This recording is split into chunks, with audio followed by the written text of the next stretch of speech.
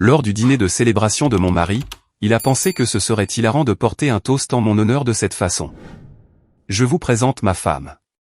Aucune ambition, aucun projet, vivant simplement de ma réussite. Tout le monde a ri. Pas moi. J'ai souri, levé mon verre et dit, profitant bien.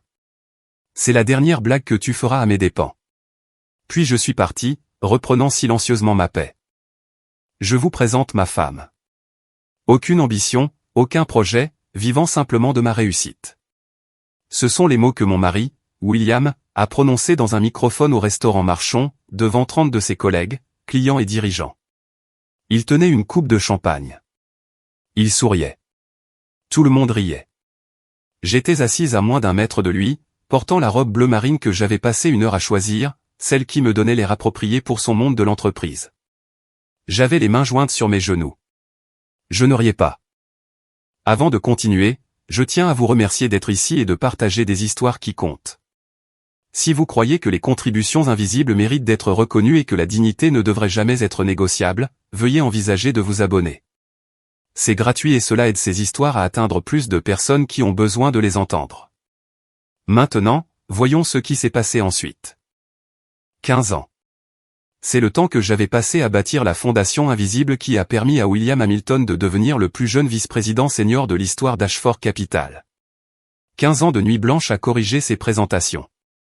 15 ans à organiser des dîners où je mémorisais quels clients préféraient le Scotch Single Malt et lesquels avaient besoin que l'on flatte leur ego avec soin. 15 ans de conseils stratégiques qu'il a présentés comme sa propre réflexion, de gestion du foyer qu'il a libéré pour travailler 80 heures par semaine, de réseautage social qu'il a plus tard revendiqué comme son propre génie relationnel. Et en un seul toast, devant toutes les personnes qui comptaient dans son monde professionnel, il a réduit tout cela à néant. Aucune ambition, aucun projet, vivant simplement de sa réussite. Je suis Zoé Hamilton. Voici l'histoire de comment j'ai cessé d'être invisible. Mais je dois revenir en arrière. Je dois expliquer comment je suis devenu quelqu'un qui pouvait être effacé si complètement que mon propre mari croyait que cet effacement était la vérité. Je dois vous parler des 15 années qui ont mené à ce microphone, à ce toast, à ce moment où tout ce que j'avais construit s'est effondré autour de moi. Cela a commencé modestement, comme ces choses-là le font toujours. Quand William et moi nous sommes mariés, j'avais 28 ans et je travaillais dans l'organisation d'événements pour une entreprise. J'étais doué dans mon travail. Je savais lire les gens, créer des expériences qui faisaient que les clients se sentaient valorisés, gérer les 1000 petits détails qui séparaient un événement réussi d'un événement oubliable. William était un analyste junior chez Ashford Capital avec une ambition qui brillait plus fort que son poste réel. Il travaillait de longues heures, rentrait épuisé et parlait sans cesse de la carrière qu'il allait construire. Nous étions des partenaires à l'époque, ou du moins je le croyais. Nous parlions de son travail et du mien. Nous prenions les décisions ensemble. Nous partagions les responsabilités ménagères de manière qui semblait juste et équilibrée. Mais lorsque William a obtenu sa première promotion majeure et a commencé à voyager 3 semaines par mois, quelque chose a changé. Nous avons eu ce qui semblait être une conversation pratique sur la logistique. Quelqu'un devait être à la maison. Quelqu'un devait gérer l'appartement, payer les factures, s'assurer que nous avions de la nourriture dans le réfrigérateur et des vêtements propres dans le placard. Je gagnais un salaire décent, mais celui de William venait de doubler. Il était financièrement logique que je prenne temporairement du recul par rapport à ma carrière. Temporairement est devenu 6 mois. 6 mois sont devenus 1 an. 1 an est devenu permanent si progressivement que je ne l'ai pas remarqué avant que ce ne soit déjà fait. Je me disais que je faisais un choix stratégique.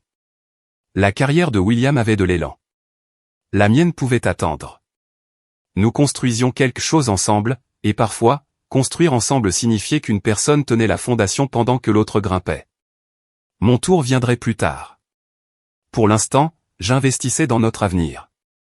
Mais l'investissement nécessite la reconnaissance de la valeur. Et la reconnaissance est une chose qui a disparu si lentement que je ne me suis rendu compte de son absence que bien plus tard. Je suis devenu la personne qui savait tout du monde professionnel de William sans y exister officiellement. J'ai appris que Richard Peton, le patron de William, était un homme qui répondait plus à la connexion personnelle qu'à la compétence professionnelle. Il avait une fille nommée Catherine qui participait à des compétitions équestres. Et si vous vous intéressiez sincèrement à ces compétitions, Richard parlerait pendant 40 minutes et quitterait la conversation avec un sentiment chaleureux à votre égard. Je me suis assuré que William s'informe sur Catherine. Je me suis assuré qu'il se souvienne des détails des conversations précédentes pour que ses questions paraissent authentiques plutôt que stratégiques. J'ai appris que le comte Lehon, l'un des clients les plus précieux d'Ashford Capital, était géré par un homme nommé Tom Grayson, dont la femme était obsédée par les bijoux anciens. Lorsque nous avons reçu les Grayson à dîner chez nous, je portais un bracelet vintage hérité de ma grand-mère et j'ai pris soin de mentionner son histoire. Madame Grayson a passé 1 heure à l'examiner, à poser des questions, et à la fin de la soirée, elle m'invitait à la rejoindre à une vente de succession le week-end suivant. Ce dîner s'est traduit par la demande de Tom Grayson de travailler spécifiquement avec William pour la prochaine revue de son portefeuille d'investissement. J'ai transformé notre maison en un atout stratégique sans jamais utiliser ce langage, sans jamais exiger de crédit. Les dîners que j'organisais n'étaient pas de simples occasions sociales. C'étaient des opportunités soigneusement orchestrées où les collègues et les clients de William se détendaient, nouaient des liens personnels, baissaient leur garde professionnelle. Je planifiais des menus qui impressionnaient sans paraître prétentieux. Je m'assurais que les conversations se déroulaient naturellement, que personne ne se sentait exclu ou ennuyé, que tout le monde repartait avec le sentiment d'avoir passé la soirée dans un endroit spécial, et que William était quelqu'un qui valait la peine d'être mieux connu. Et tard dans la nuit, après le départ des invités, la vaisselle faite et la maison de nouveau silencieuse, je m'asseyais avec William à notre table de salle à manger et l'aidais avec son vrai travail. Il sortait son ordinateur portable et me guidait à travers les présentations qu'il préparait pour le conseil d'administration. Je lisais ses propositions et soulignais où ses arguments étaient faibles, où son ton était trop agressif, où il avait besoin de plus de données pour étayer ses conclusions. J'avais le don de voir comment les autres réagiraient à ses idées, de comprendre quand il devait adoucir son approche ou quand il devait pousser plus fort. Il a commencé à me demander mon avis sur tout, chaque présentation majeure, chaque proposition de client, chaque stratégie de négociation. Je me souviens de la nuit précédant sa présentation sur la fusion Thornfield, l'accord de 40 millions de dollars qui allait finalement faire de lui un vice-président senior. Il était 2 heures du matin et il m'a appelé de Denver, paniqué. Le conseil d'administration n'adhérait pas à son évaluation des risques. Richard peut-on penser qu'il surestimait les avantages? Tout l'accord était en train de s'effondrer. Je suis sorti du lit et j'ai ouvert mon ordinateur portable. Il m'a envoyé sa présentation et j'ai passé 3 heures à reconstruire son argumentation. J'ai trouvé les endroits où sa confiance l'avait rendu négligent. J'ai restructuré ses projections financières pour qu'elles semblent moins risquées aux investisseurs conservateurs. J'ai adouci son langage à certains endroits et les renforcé à d'autres. À 5 heures du matin, je lui ai envoyé la version révisée. Il m'a rappelé 20 minutes plus tard.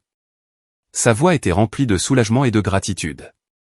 Il m'a dit que je l'avais sauvé, qu'il ne savait pas ce qu'il ferait sans moi, que j'étais la raison pour laquelle tout cela était possible. Je me souviens d'avoir ressenti une chaude fierté, croyant absolument que nous étions partenaires, que son succès était notre succès, que la fondation que je construisais comptait, même si mon nom n'apparaissait jamais sur un document d'entreprise ou un communiqué de presse. Je le croyais sincèrement. Je le croyais quand je l'aidais à se préparer pour les réunions. Je le croyais quand j'accueillais ses clients, riais à leurs blagues et les faisais se sentir importants. Je le croyais quand je gérais chaque détail de notre foyer pour qu'il puisse travailler 80 heures par semaine sans se soucier de savoir si nous avions du papier toilette ou si les factures étaient payées à temps. Je le croyais quand j'ai renoncé à mes propres ambitions de carrière parce que sa carrière avait plus d'élan et plus de potentiel financier. Je l'ai cru jusqu'au moment où il s'est levé au restaurant Marchon et a dit à 30 personnes que je n'avais aucune ambition, aucun projet, et que je vivais simplement de son succès. L'après-midi précédant ce dîner, j'avais passé 1 heure à me préparer. J'ai choisi la robe bleu marine parce qu'elle était élégante sans être tape à accent grave-l'œil, appropriée pour son monde de l'entreprise sans chercher à rivaliser avec lui. Je me suis maquillé avec soin. J'ai passé en revue mes notes mentales sur les collègues qui seraient présents, les clients que je devais faire se sentir spéciaux, les sujets à éviter et les questions à poser. Ce n'était pas nouveau pour moi. C'était ce que je faisais depuis 15 ans.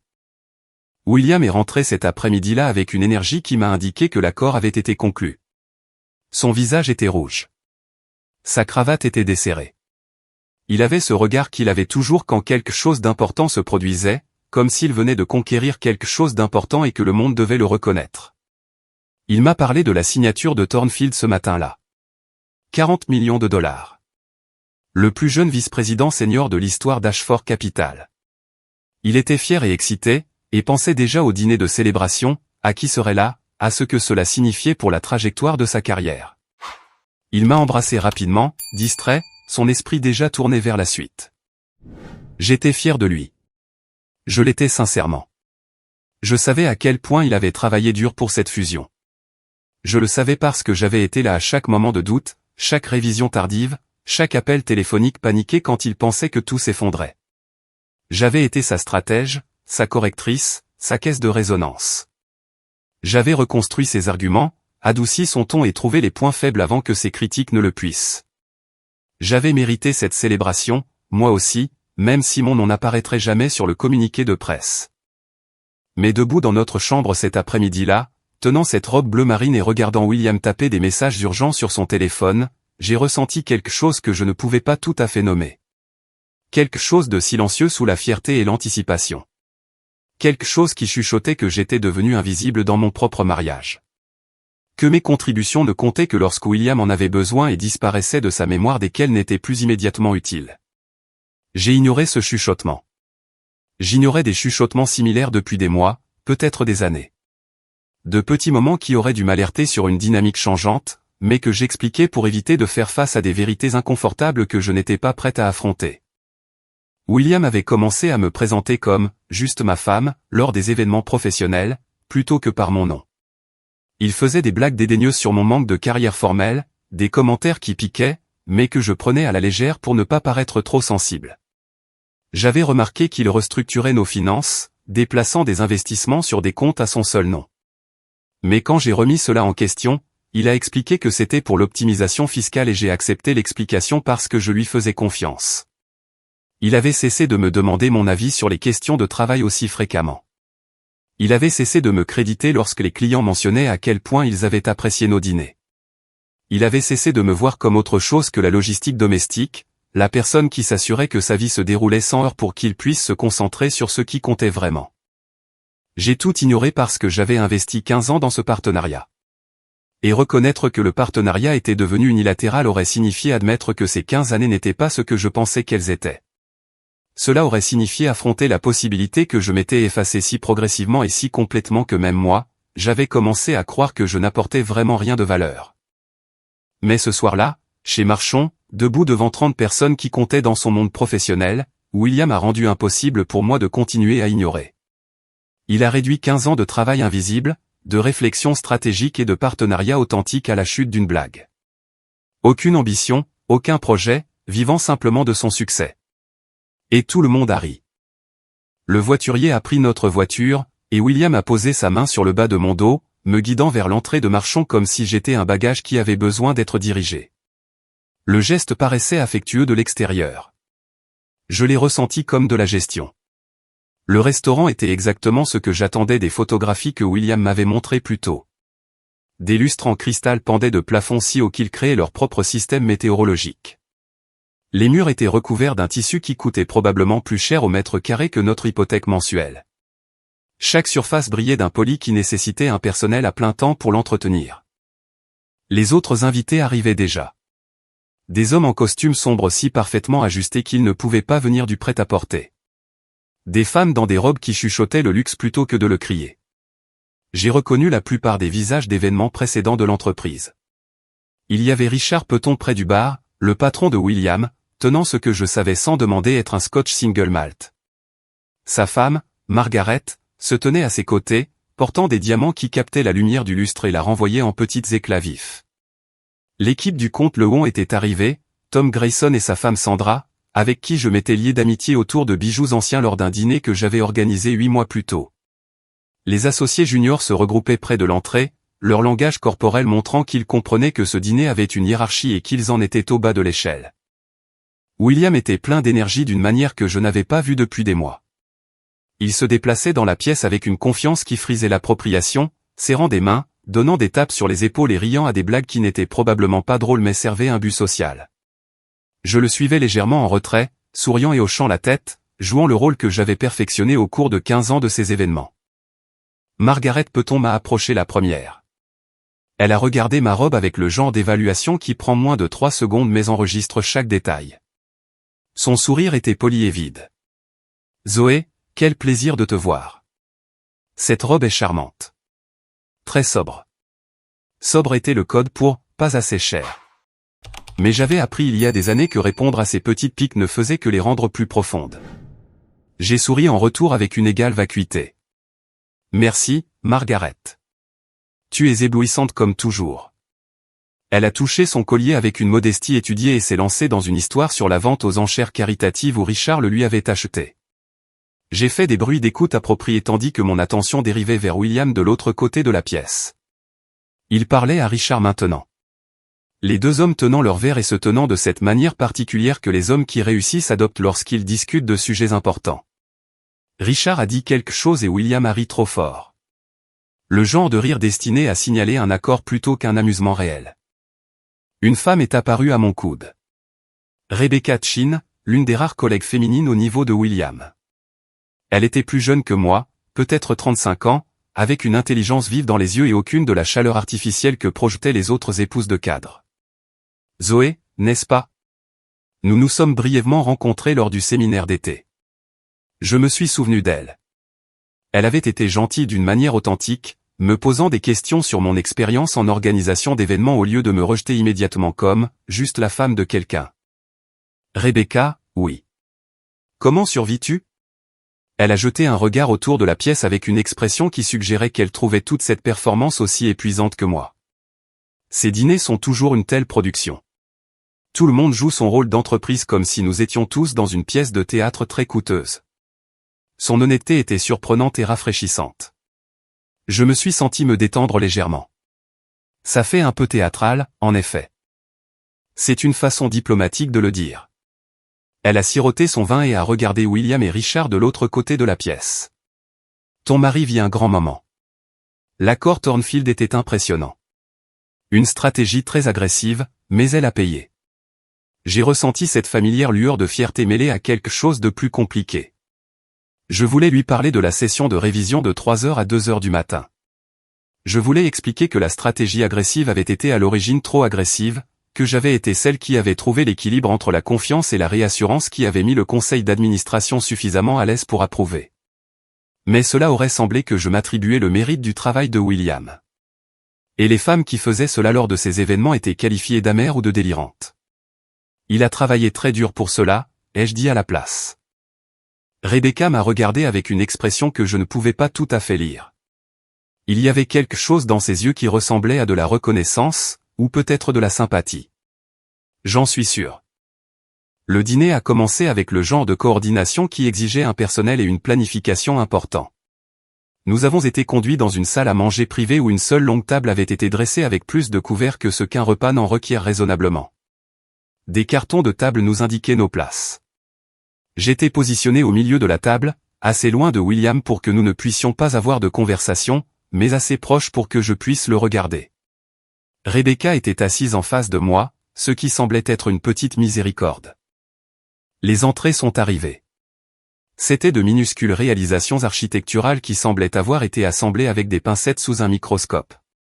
J'ai mangé la mienne en 2 bouchées et j'ai immédiatement regretté de ne pas l'avoir savourée plus longtemps car j'avais encore faim, et le plat suivant était probablement à 30 minutes de là. La conversation autour de la table suivait les schémas prévisibles des dîners d'entreprise, analyse de marché, mouvement de la concurrence, tendance de l'industrie, victoire professionnelle racontée avec une modestie stratégique conçue pour paraître humble tout en s'assurant que tout le monde comprenait exactement à quel point l'exploit avait été impressionnant. Les hommes dominaient la conversation. Les femmes souriaient, hochaient la tête et contribuaient occasionnellement des observations assez polies pour être entendues, mais pas assez substantielles pour interrompre la véritable discussion d'affaires.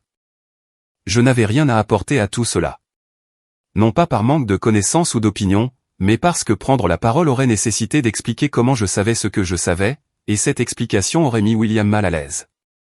Alors, je suis restée silencieuse, j'ai observé, et je me suis senti devenir de plus en plus invisible à chaque plat qui arrivait. Richard Peton avait à peine reconnu ma présence lorsqu'il avait salué William plus tôt. Il m'avait regardé comme si je faisais partie des meubles, son attention entièrement portée sur William et les félicitations qu'il voulait lui adresser. Ce n'était pas personnel, me suis-je dit. Richard ne remarquait tout simplement pas les personnes qui n'avaient pas d'importance pour ses objectifs professionnels. Et je n'avais pas d'importance parce que je n'avais ni titre ni position qui me rendait pertinente pour lui. Mais c'était personnel. C'était comme la confirmation de ce que je sentais depuis des mois, que je n'étais devenu rien de plus que la femme de William, un descripteur plutôt qu'une personne, un accessoire parfois utile pour les événements sociaux, mais fondamentalement sans importance. Le plat principal est arrivé. La conversation a poursuivi sa trajectoire d'entreprise. Et puis William s'est levé. La table s'est tue immédiatement. 30 personnes ont tourné leur attention vers lui avec le genre de concentration que les hommes importants commandent lorsqu'ils décident de parler. William tenait sa coupe de champagne et souriait avec une confiance qui paraissait naturelle parce qu'il l'avait pratiquée tant de fois qu'elle était devenue naturelle. J'ai souri aussi. J'étais fier de lui à ce moment-là. Vraiment fier malgré tout ce que je ressentais. Il avait travaillé dur pour cela. Nous avions travaillé dur pour cela. Même si un seul d'entre nous serait reconnu. Je m'attendais au discours standard, gratitude envers l'équipe, reconnaissance du travail acharné et du dévouement. Peut-être, si j'étais chanceuse, une mention du système de soutien qui avait rendu son succès possible. Une vague reconnaissance que derrière chaque homme qui réussit se trouve quelqu'un qui soutient la fondation. William a commencé à parler. Sa voix portait facilement dans la pièce, à l'aise avec l'attention et l'autorité. Je veux remercier tout le monde d'être ici ce soir pour célébrer ce qui a été un voyage incroyable. La fusion Thornfield ne représente pas seulement un exploit commercial, mais une validation de la stratégie, de la persévérance et de la vision. Il a fait une pause pour les faits. Les gens ont hoché la tête. Richard a légèrement levé son verre en signe d'approbation. Je n'aurais pas pu faire cela seul. J'ai eu du soutien en cours de route. Mon cœur s'est légèrement soulevé. Peut-être qu'il allait me reconnaître après tout. Peut-être que devant toutes ces personnes qui comptaient dans son monde professionnel, il allait reconnaître que le partenariat signifiait quelque chose, que mes contributions étaient réelles, même si elles n'apparaissaient jamais sur un document d'entreprise. William s'est tourné vers moi. Il souriait toujours. Ses yeux ont rencontré les miens, et quelque chose dans son expression a fait se contracter mon estomac avec un avertissement que je ne comprenais pas encore pleinement. Je veux vous présenter à tous ma femme, Zoé. Il a fait un geste vers moi comme s'il présentait une preuve dans un procès. 30 pères d'yeux se sont tournés vers moi. Aucune ambition, aucun projet, vivant simplement de ma réussite pendant que je fais le vrai travail. Les mots ont atterri avec une force physique. Mon cerveau a essayé de traiter ce que je venais d'entendre. J'ai essayé de trouver une interprétation où ces mots signifiaient autre chose que ce qu'ils signifiaient clairement. Mais il n'y avait pas d'autre interprétation.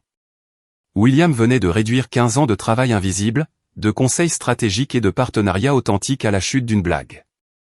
Il venait de dire à tout le monde dans cette pièce que je ne valais rien. Le temps a fait quelque chose d'étrange.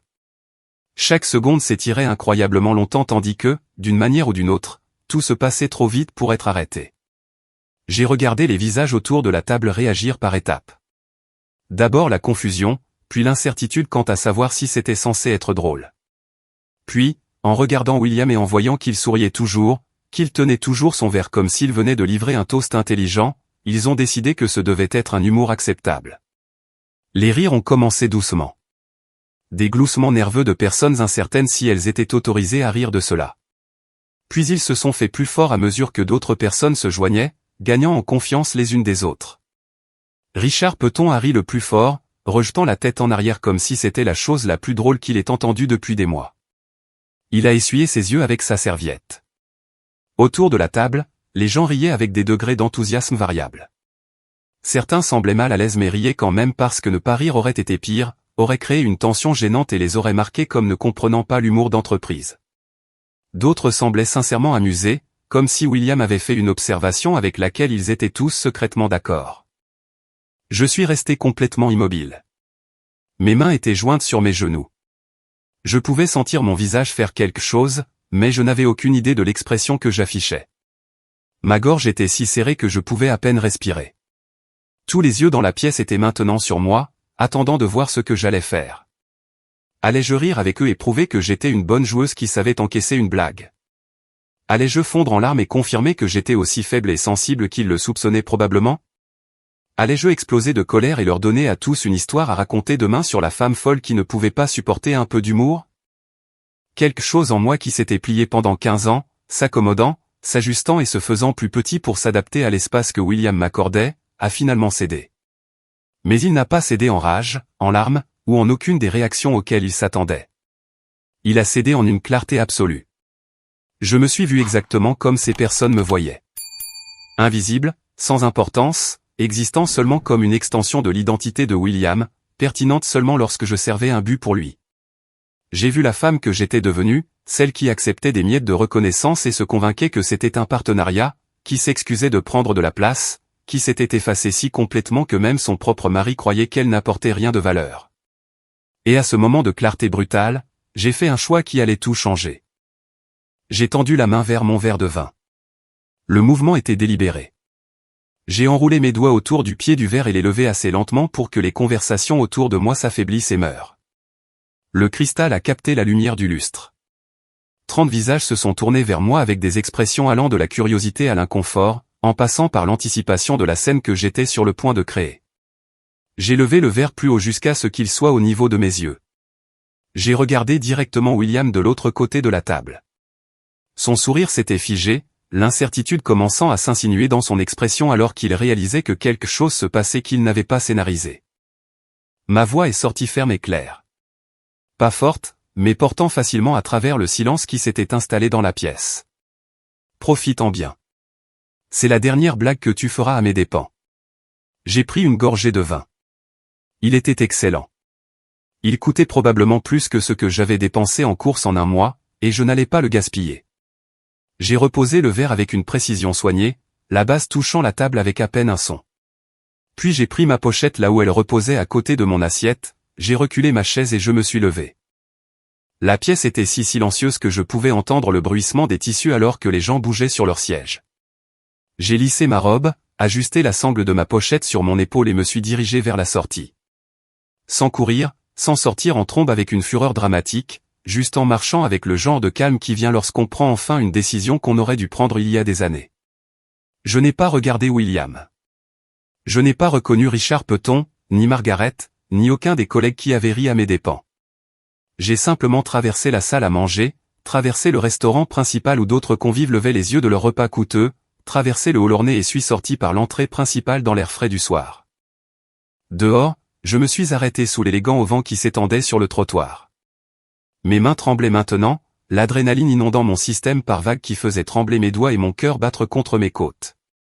Mais sous la réaction physique, il y avait quelque chose de plus stable, quelque chose qui ressemblait à de la certitude. J'ai sorti mon téléphone et ouvert une nouvelle note. Si j'allais démanteler mon ancienne vie et construire quelque chose de nouveau, je le ferais avec intention et stratégie plutôt que dans le chaos émotionnel. J'avais passé 15 ans à appliquer la précision et la planification à la carrière de William. Maintenant, j'appliquerai ces mêmes compétences à mon propre avenir.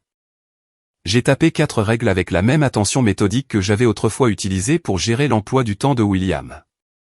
Règle numéro 1, ne pas répondre à ses textos ce soir, quoi qu'ils disent. Règle numéro 2, tout documenter, chaque contribution, chaque sacrifice, chaque heure invisible. Règle numéro 3, protéger ce qui est à moi. Règle numéro 4, ne plus jamais confondre être un soutien avec être invisible. J'ai relu les règles 2 fois, puis j'ai ouvert mon application de transport et demandé une voiture. Le chauffeur était à 7 minutes. J'ai donné l'adresse de l'appartement de Clara, le seul endroit où je pouvais penser clairement sans que la présence de William ne contamine mon processus de prise de décision. La voiture est arrivée exactement à l'heure. Je suis monté à l'arrière et j'ai fait un petit signe de tête de remerciement au chauffeur. Il n'a pas posé de questions ni fait de petites conversations, ce que j'ai apprécié plus qu'il ne pouvait l'imaginer. J'ai regardé la ville défiler par la fenêtre, les lumières se fondant les unes dans les autres alors que nous avancions dans la circulation, et j'ai senti la première vraie respiration que j'avais prise depuis des heures remplir complètement mes poumons. L'immeuble de Clara était un modeste bâtiment de 3 étages sans ascenseur dans un quartier qui privilégiait le caractère au luxe. J'ai monté les escaliers jusqu'à son appartement du 2e étage et j'ai frappé doucement. Il était près de 22 heures. Elle était peut-être déjà endormie. La porte s'est ouverte en quelques secondes. Clara se tenait là en pantalon de pyjama et un vieux sweatshirt d'université, ses cheveux relevés en un chignon désordonné. Son expression est passée de la surprise à une préoccupation immédiate en voyant mon visage. Elle n'a pas demandé ce qui s'était passé.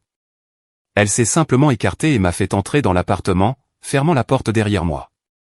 Elle m'a guidé jusqu'au canapé, a disparu dans la cuisine et est revenue avec un verre d'eau qu'elle a pressé dans mes mains. Bois, a-t-elle dit, s'asseyant en face de moi dans le fauteuil qu'elle avait hérité de notre grand-mère. J'ai bu. L'eau était froide et m'a aidé à me reconnecter à mon corps. Clara a attendu avec l'attention patiente qu'elle avait perfectionnée au fil des années à enseigner à des collégiens qui avaient besoin de temps pour trouver leurs mots. William a porté un toast au dîner, ai-je finalement dit. Ma voix semblait étrange, distante, comme si elle appartenait à quelqu'un d'autre. Devant 30 personnes de son entreprise. Il m'a présenté comme sa femme sans ambition, sans projet, vivant simplement de son succès. L'expression de Clara n'a pas changé, mais ses mains se sont crispées sur les accoudoirs du fauteuil. Tout le monde a ri, ai-je continué.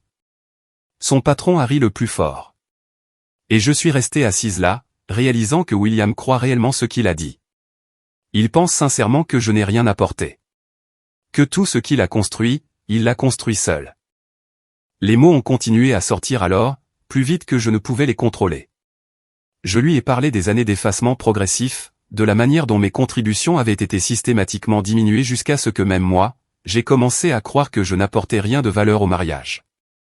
Je lui ai parlé des nuits blanches à corriger ses présentations, des relations avec les clients que j'avais gérées sans crédit, des conseils stratégiques qu'il avait présentés comme sa propre pensée.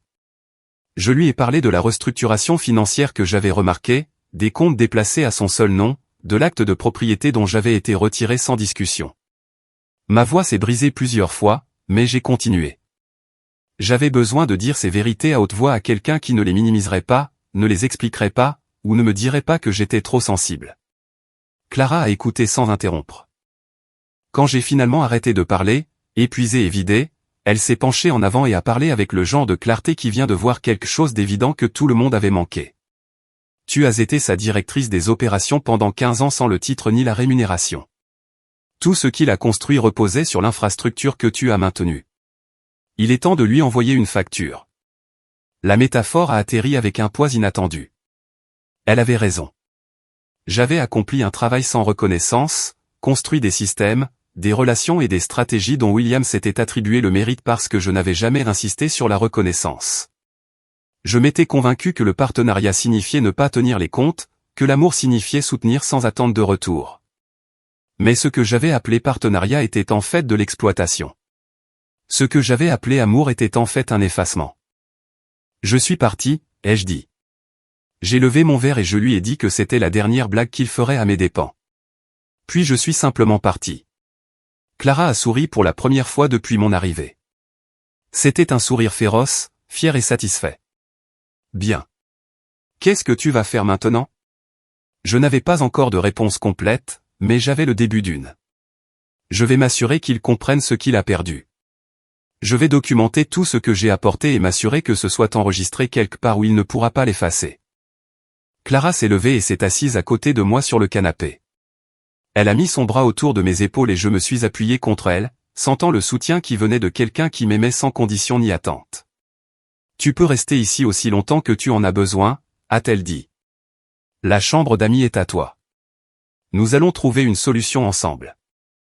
J'ai passé cette nuit dans la chambre d'amis de Clara, éveillé tandis que mon esprit courait à travers des calculs et des souvenirs. Vers minuit, mon téléphone a commencé à vibrer avec des textos entrants. J'avais mis la sonnerie en sourdine, mais je pouvais voir l'écran s'allumer à plusieurs reprises sur la table de chevet. Je l'ai pris et j'ai lu les messages sans répondre. William, minuit, où es-tu allé? Pourquoi es-tu parti comme ça?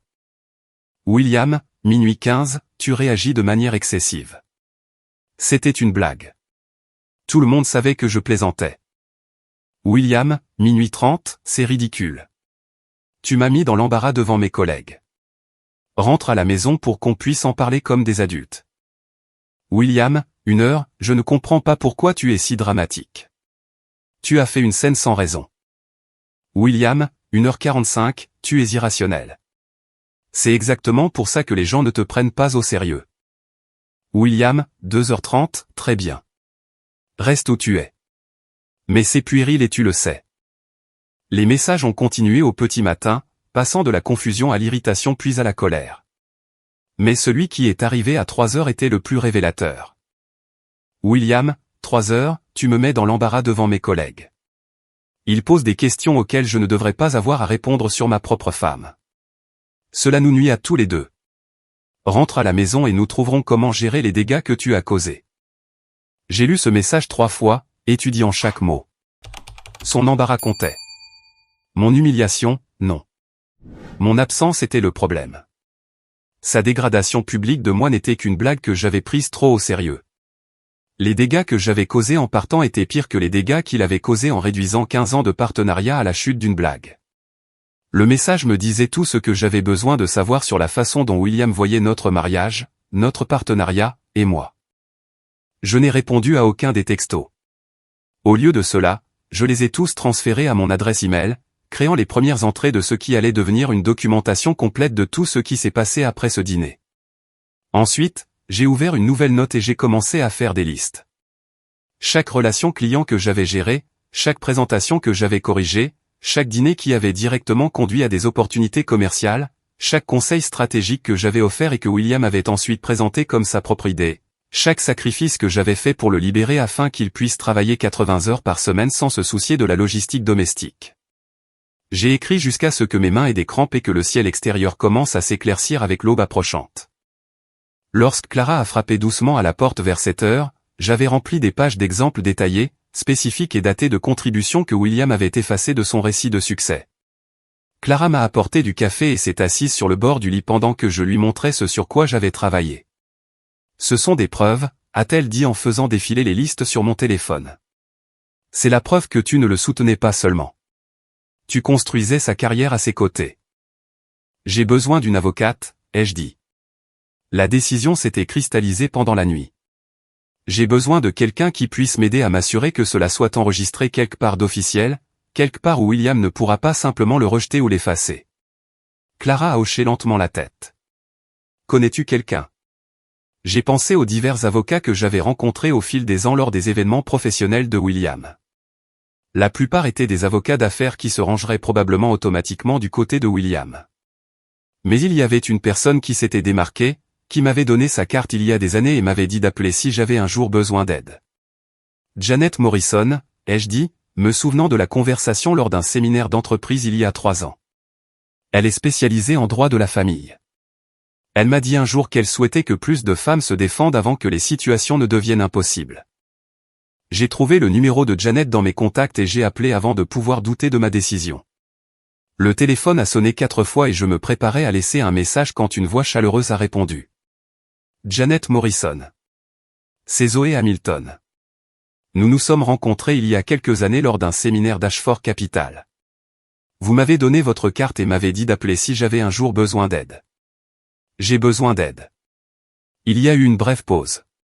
Puis la voix de Janet est revenue, calme et sans surprise, comme si elle attendait cet appel depuis des années. Je me souviens de vous, Zoé. Dites-moi ce qui s'est passé. Nous avons convenu de nous rencontrer cet après-midi-là dans un café appelé Riverside Common, un endroit que j'ai choisi délibérément pour son absence totale de vernis d'entreprise. Les tables étaient en bois marqué qui avaient absorbé des années de cernes de café et de chaleur d'ordinateur portable. Les chaises ne correspondaient pas. Le sol était en béton. L'éclairage provenait de luminaires dépareillés qui semblaient récupérés de différentes décennies. Personne du monde de William ne mettrait jamais les pieds dans un endroit comme celui-ci, ce qui le rendait parfait pour ce dont je devais discuter. Janet est arrivée exactement à l'heure, portant un portefeuille en cuir usé qui suggérait des années d'utilisation. Elle avait la fin de la quarantaine, ses cheveux sombres attachés en un chignon pratique, portant un blazer sur un jean qui réussissait à paraître à la fois professionnel et accessible. Elle a commandé un café noir au comptoir et s'est assise en face de moi avec le genre de présence qui me faisait me sentir à la fois nerveuse et en sécurité. Racontez-moi tout, a-t-elle dit en sortant une tablette et un stylet. Commencez par hier soir. J'ai raconté le dîner chez Marchon, le toast, les rires, ma décision de partir. Les messages textes de plus en plus virulents de William tout au long de la nuit. Pendant que je parlais, Janet prenait des notes sans m'interrompre, son expression neutre mais son attention totalement concentrée. Quand j'ai fini, elle a posé son stylet et m'a regardé avec une franchise à laquelle je n'étais pas préparé. Que voulez-vous réellement de cette situation, Zoé? La question m'a prise au dépourvu. J'avais agi purement par dignité blessée et par instinct, passant d'un moment à l'autre sans définir d'objectif clair au-delà de m'assurer que William comprenne qu'il m'avait blessé. Je ne sais pas, ai-je dit honnêtement. Je sais juste que je ne peux pas revenir à la situation d'avant. C'est un point de départ, mais ce n'est pas suffisant. Janet s'est légèrement penchée en avant. Voulez-vous une réconciliation? Voulez-vous le divorce? Voulez-vous une compensation financière? Voulez-vous qu'il souffre? J'ai besoin de comprendre quel résultat vous donnerait le sentiment que justice a été rendue. Je suis resté avec la question, me laissant réellement réfléchir à ce que je voulais au lieu de simplement réagir à ce qui m'avait été fait. La réponse a commencé à se former pendant que je parlais, se cristallisant en quelque chose de clair et de spécifique. Je veux la reconnaissance, ai-je dit lentement. Je veux un décompte de ce que j'ai apporté. Je veux la reconnaissance que je ne vivais pas seulement de son succès, mais que je construisais activement la fondation qui l'a rendu possible. Je veux qu'il comprenne que ce dont il s'est attribué le mérite a été construit sur un travail que j'ai fait sans compensation ni reconnaissance. Janet a hoché la tête et a commencé à taper des notes sur sa tablette. C'est exploitable. La reconnaissance signifie la documentation. Le décompte signifie l'analyse financière. La reconnaissance signifie la création d'un dossier qui ne peut être ni contesté ni effacé. Elle a levé les yeux vers moi. Nous abordons cela de manière stratégique. Premièrement, nous documentons vos contributions avec spécificité et preuve. Deuxièmement, nous examinons la structure financière de votre mariage pour comprendre quels actifs existent et comment ils ont été contrôlés. Troisièmement, nous considérons quel levier vous avez au-delà des voies légales. Ce dernier point m'a fait hésiter. Que voulez-vous dire par au-delà des voies légales? Les tribunaux sont lents, chers et émotionnellement épuisants, a expliqué Janet. Parfois, la pression la plus puissante ne vient pas des juges, mais de la réputation et des conséquences professionnelles. Votre mari travaille dans un monde où l'image et les relations comptent. Si nous pouvons démontrer que son succès professionnel a été en partie construit sur votre travail non rémunéré, cela crée des points de pression qu'un procès seul pourrait ne pas atteindre. L'idée semblait à la fois stratégique et légèrement dangereuse. Mais j'avais abandonné la sécurité en quittant ce restaurant. Il n'y avait pas de retour possible au déni confortable. Que dois-je faire? Janet a affiché un document sur sa tablette et l'a tourné vers moi. Nous construisons un dossier. Vous allez devenir une détective enquêtant sur votre propre mariage. J'ai besoin de preuves de chaque contribution que vous avez faite à la carrière de William. Email, message texte, entrée de calendrier, témoignage si possible. J'ai besoin de documentation sur les relations clients que vous avez gérées, les présentations que vous avez corrigées, les conseils stratégiques que vous avez fournis. J'ai besoin d'une chronologie des événements sociaux que vous avez organisés, et des résultats commerciaux qui en ont découlé. Pouvez-vous faire cela? J'ai pensé aux années de mai encore dans mon compte, aux textos que je n'avais jamais supprimés, au calendrier que j'avais méticuleusement tenu pour coordonner la vie professionnelle et personnelle de William. Oui, je peux le faire. Bien. Nous devrons également examiner complètement vos dossiers financiers. Compte bancaire, portefeuille d'investissement, titre de propriété, carte de crédit, compte de retraite, tout. Je veux comprendre exactement comment l'argent a circulé dans votre mariage et si William a restructuré les actifs de manière à vous exclure. La réunion a duré 2 heures. À la fin, j'avais une liste de tâches claires et un rendez-vous de suivi prévu 2 semaines plus tard. Janet m'a raccompagné à la porte et a posé une main sur mon épaule. Vous faites ce qu'il faut, a-t-elle dit. Partir a demandé du courage. S'assurer d'être traité équitablement par la suite demande un autre type de courage. Vous avez les deux. Les 2 semaines suivantes sont devenues une enquête intensive sur ma propre vie. Je me suis assise à la table de salle à manger de Clara avec mon ordinateur portable et j'ai commencé à rassembler méthodiquement des preuves. J'ai commencé par les emails, recherchant des termes clés et des noms de clients, créant des dossiers organisés par catégorie et par date. J'ai trouvé le fil de discussion avec Tom Grayson du compte Lewon où j'avais fait un suivi après le dîner chez nous pour envoyer à Sandra des informations sur la vente de succession de bijoux anciens dont nous avions discuté.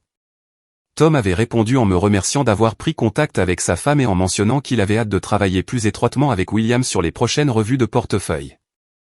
Ce dîner avait directement entraîné une augmentation des affaires, mais le nom de William était le seul à apparaître sur la documentation de l'entreprise concernant la relation avec ce compte. J'ai trouvé des dizaines de mails où des clients répondaient aux invitations que j'avais envoyées, me remerciant spécifiquement d'avoir rendu les événements accueillants et confortables. Plusieurs mentionnaient qu'ils appréciaient le lien personnel qu'ils ressentaient avec William grâce aux relations que j'avais facilitées.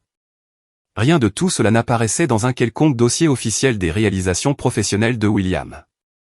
J'ai trouvé les fichiers de présentation que William m'avait envoyés au fil des ans, toujours tard le soir, toujours avec des demandes urgentes de commentaires. J'avais sauvegardé mes versions corrigées avec le suivi des modifications montrant exactement ce que j'avais révisé. Des recommandations stratégiques que William avait mises en œuvre sans créditer leur origine. Des évaluations de risque que j'avais adoucies ou renforcées en fonction de ma compréhension de la prudence de ses membres du conseil d'administration. Des projections financières que j'avais restructurées pour mettre l'accent sur différents aspects en fonction du public. J'ai créé un calendrier détaillé reconstruisant 5 ans d'événements sociaux que j'avais organisés. À côté de chaque événement, j'ai noté quels clients ou collègues y avaient assisté et quels résultats commerciaux avaient suivi dans les 6 mois suivants. Le schéma était indéniable. Mon infrastructure sociale était directement corrélée à l'avancement professionnel de William. La documentation prenait des heures chaque jour, mais le travail me semblait important d'une manière que rien n'avait semblé important depuis des années. Je construisais la preuve que j'avais compté, que mes contributions étaient réelles, mesurables et précieuses. Chaque pièce à conviction était une brique de plus dans une fondation que William ne pouvait ni rejeter ni expliquer. L'enquête financière était plus troublante. En collaboration avec Janet, j'ai demandé des relevés et des documents de chaque institution financière où William et moi avions des comptes. Ce que j'ai découvert m'a retourné l'estomac. William avait systématiquement déplacé de l'argent depuis au moins 18 mois. Le compte courant joint auquel nous contribuions et sur lequel nous prélevions tous les deux avait été vidé à moins de $2000, tandis qu'un nouveau compte à son seul nom montrait des dépôts totalisant plus de $80 000. Le portefeuille d'investissement que nous avions soi-disant construit ensemble pendant 15 ans ne portait plus que son nom sur les documents de propriété. Quand j'ai vérifié les registres fonciers de notre maison de vacances dans le Colorado, l'endroit où nous avions passé des anniversaires et célébré des promotions, j'ai découvert que mon nom avait été retiré de l'acte de propriété il y a 8 mois.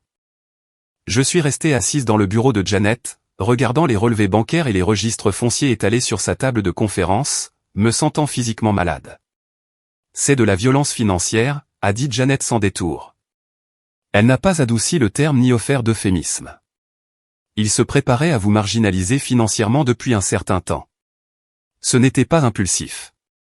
C'était calculé. Les preuves ont transformé quelque chose de fondamental dans ma compréhension de mon mariage.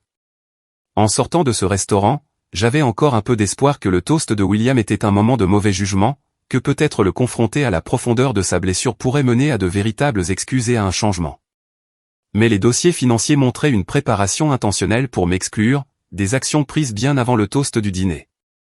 Ce n'était pas une erreur. C'était l'aboutissement d'un effacement systématique. Quelles sont mes options, ai-je demandé. Janet a organisé les documents en pile nette, ses mouvements précis et méthodiques. Nous pouvons poursuivre cela devant le tribunal de la famille, ce qui prendra des mois et sera émotionnellement épuisant, mais aboutira finalement à une division équitable des actifs. Ou nous pouvons créer une pression par d'autres canaux qui pourraient obtenir une résolution plus rapide et avec moins d'exposition publique. Quel genre de pression ? Votre mari travaille dans une entreprise qui valorise la réputation et les relations professionnelles. Si nous pouvons démontrer à son employeur que son succès a été en partie construit sur votre travail non rémunéré, en particulier le travail impliquant des relations clients, cela crée des problèmes de responsabilité professionnelle pour eux. Les entreprises n'aiment pas découvrir que leurs employés se sont attribués le mérite d'un travail effectué par des membres de leur famille non rémunérés. Cela soulève des questions éthiques et une exposition juridique potentielle.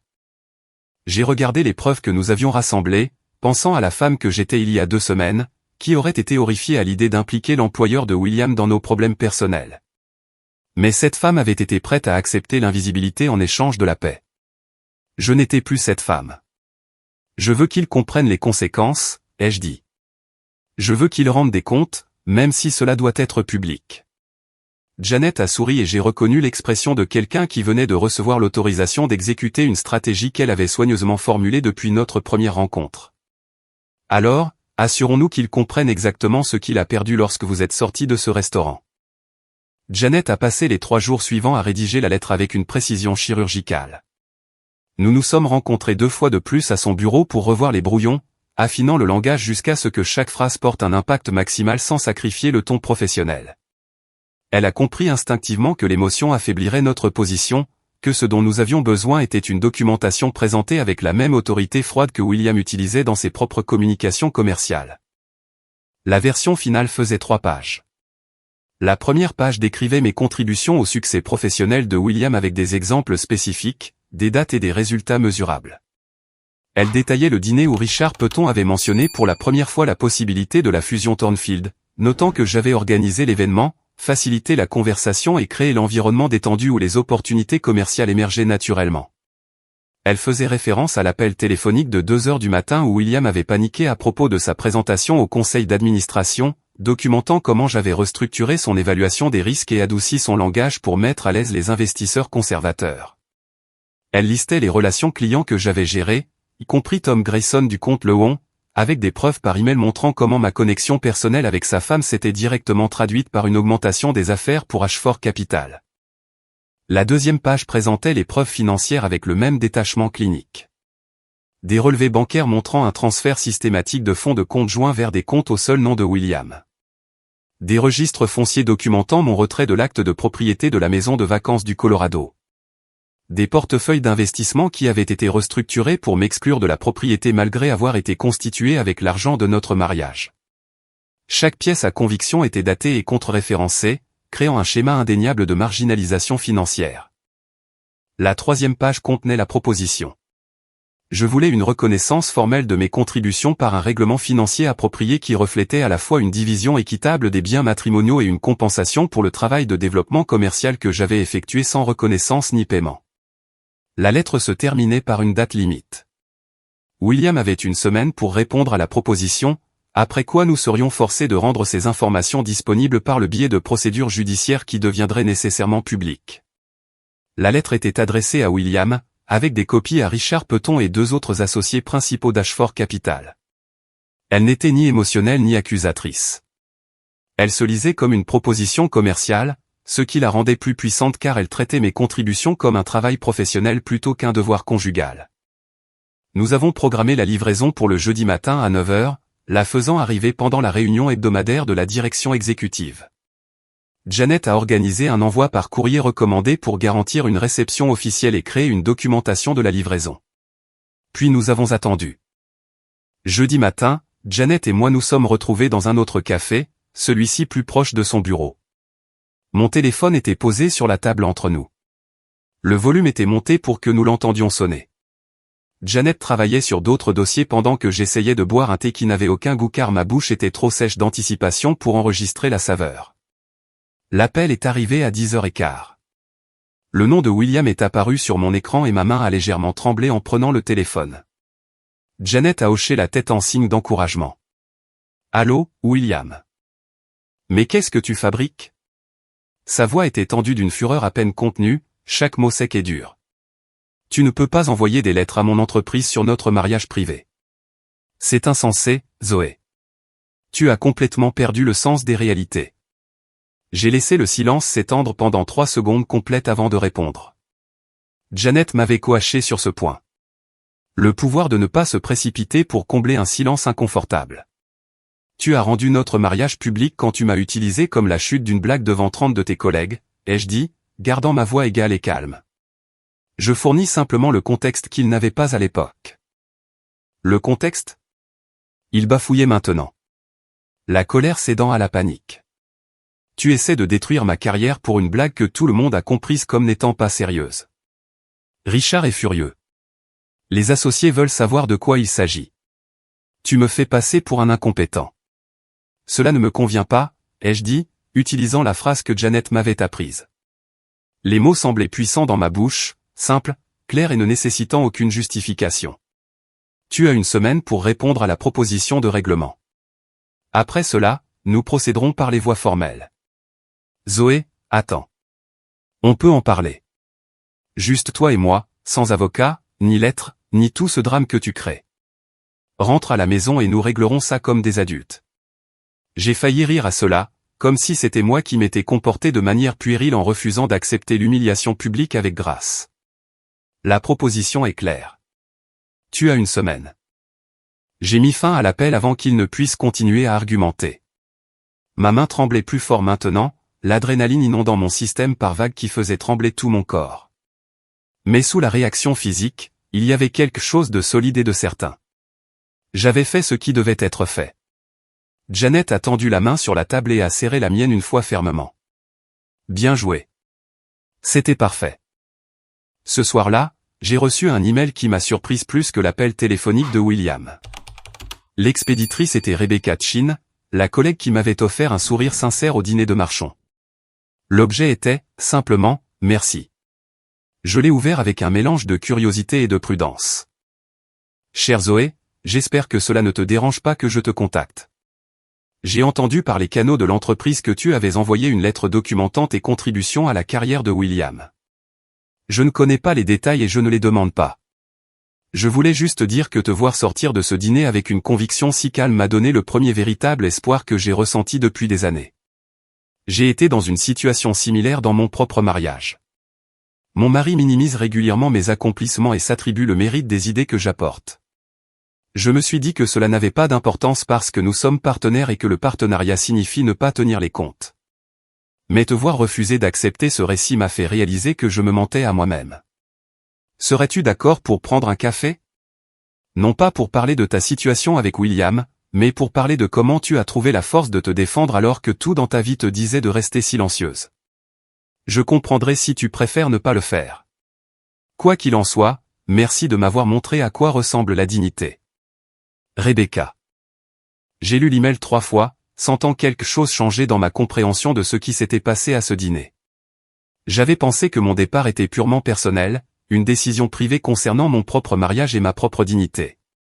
Mais l'email de Rebecca révélait que d'autres femmes avaient observé, pris des notes, trouvé du courage dans mon refus d'accepter l'effacement. J'ai répondu ce soir-là, suggérant de nous rencontrer la semaine suivante. Sa réponse est revenue en quelques minutes, reconnaissante et soulagée. Au cours des jours suivants, William a essayé plusieurs approches pour reprendre le contrôle de la situation. Les emails ont commencé à arriver le vendredi matin, alternant sauvagement de ton entre l'apologétique et l'accusateur. Zoé, je suis désolé que la blague soit mal tombée. Je n'ai jamais voulu te blesser. Tu sais à quel point j'apprécie tout ce que tu fais pour nous.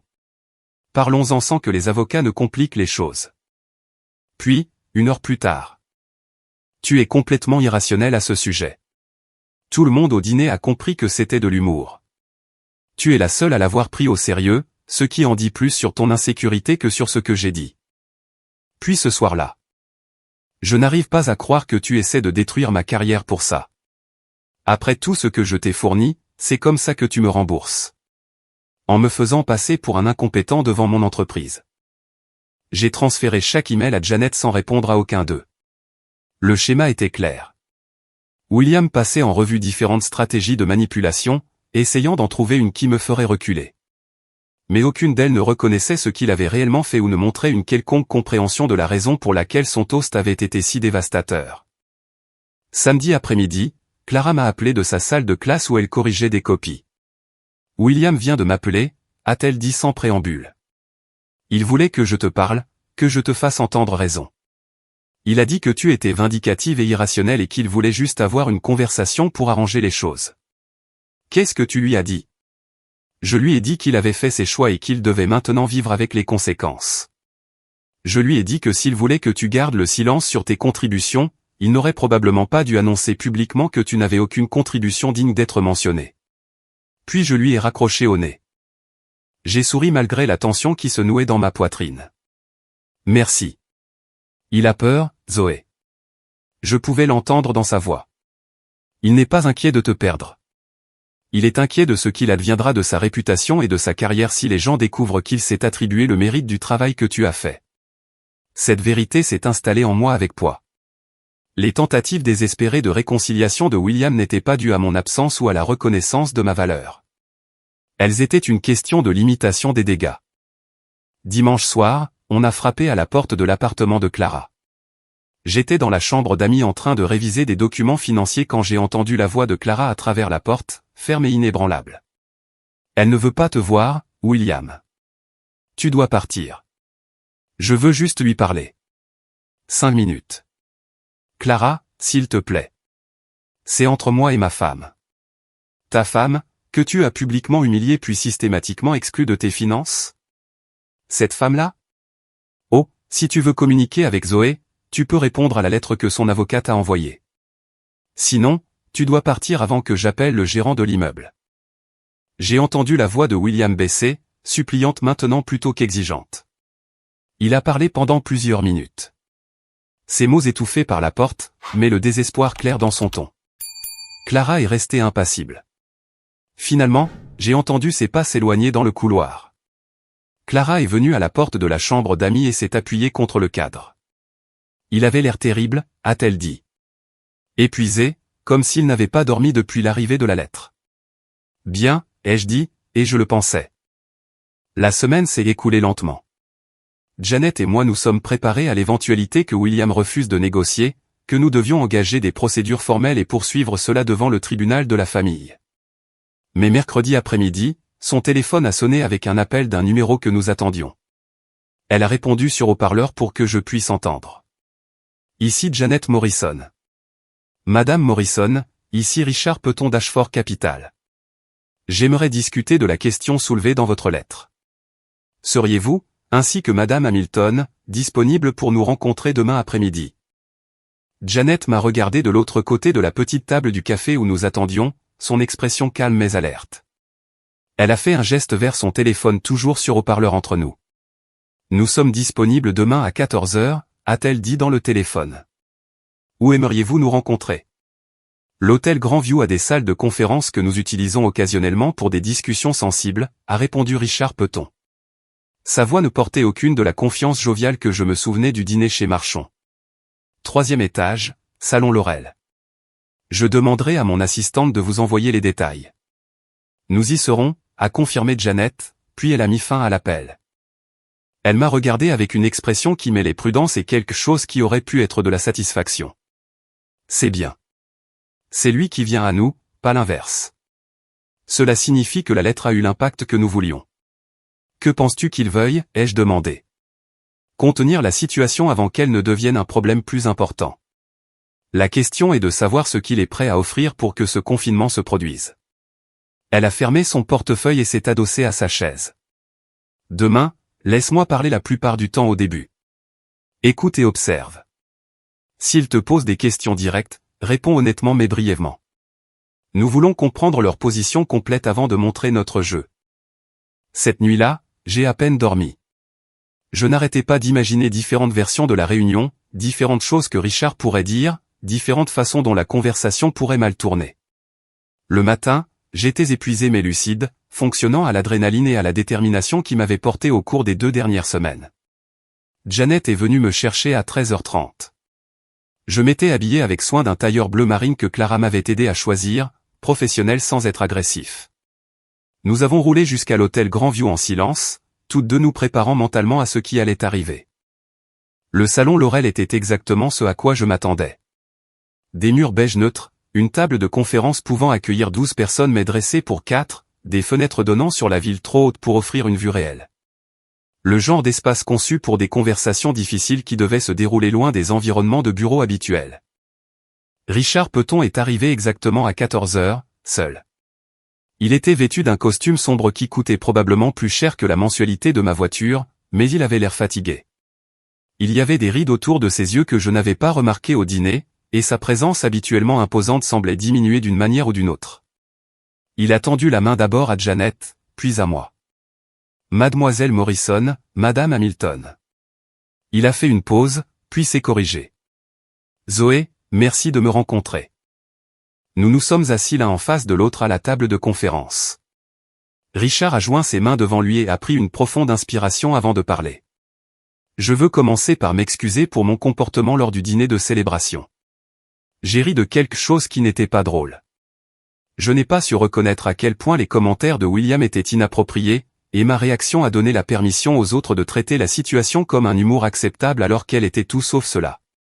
Cet échec de jugement jette une mauvaise lumière sur mon leadership, et j'en suis sincèrement désolé. L'excuse semblait répétée, mais pas d'une manière qui la rendait insincère. Plutôt comme s'il avait soigneusement réfléchi à ce qu'il devait dire et voulait le dire correctement. J'apprécie cela, ai-je dit doucement. Richard a hoché la tête et a continué.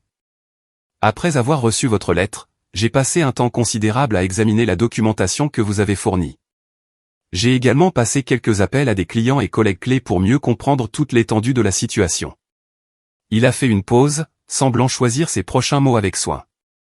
Je n'avais aucune idée que vous aviez joué un rôle si déterminant dans la construction et le maintien de plusieurs des relations clients les plus importantes de William. Vous n'étiez pas censé le savoir, ai-je dit. C'était le but. Quelque chose a traversé le visage de Richard qui aurait pu être de la honte, de la reconnaissance, ou les deux. J'ai parlé avec Tom Grayson du Comte Lehon. Il a mentionné le dîner que vous avez organisé chez vous où lui et sa femme se sont sentis véritablement accueillis et à l'aise. Il a dit que sa femme parle encore de la conversation que vous avez eue sur les bijoux anciens. Il a également mentionné que le lien personnel qu'il a ressenti avec votre famille a été un facteur important dans sa décision d'augmenter l'allocation de son portefeuille avec nous. Je me suis souvenu de ce dîner. J'avais passé 2 jours à planifier le menu et à faire des recherches sur les intérêts de Sandra Grayson pour qu'elle se sente valorisée et écoutée. William s'était attribué tout le mérite du renforcement de la relation qui avait suivi.